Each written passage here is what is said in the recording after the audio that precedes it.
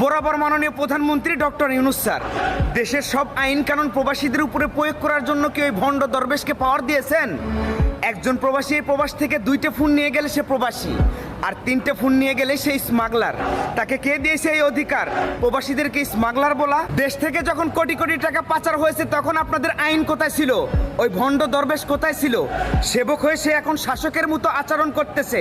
প্রবাসীরা এই প্রবাসের মাটিতে দিনরাত অক্লান্ত পরিশ্রম করে নিজের জীবন দিয়ে দেশের জন্য যুদ্ধ করে যাচ্ছে, আর ওই প্রবাসীদের সাথে অমানবিক নির্যাতন টর্চার চলতেছে। এই বিষয়ে আপনারা কেন কোনো পদক্ষেপ নিচ্ছেন না? আগামীতে প্রবাসীরা 6টা থেকে 7টা মোবাইল ফোন সাথে 20 ভরি স্বর্ণ নিয়ে বাংলাদেশ এয়ারপোর্টে ল্যান্ড করবে। তাদেরকে চেক করতে হবে কোনো স্ক্যানের মাধ্যমে শরীরে বা লাগেজে টাচ করে নয়।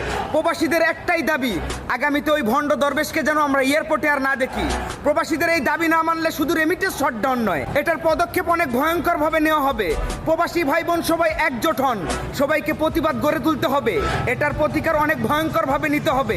এদেরকে যদি প্রশ্রয় দিই পরবর্তীতে এরা আরও মাথায় উঠে নাচবে।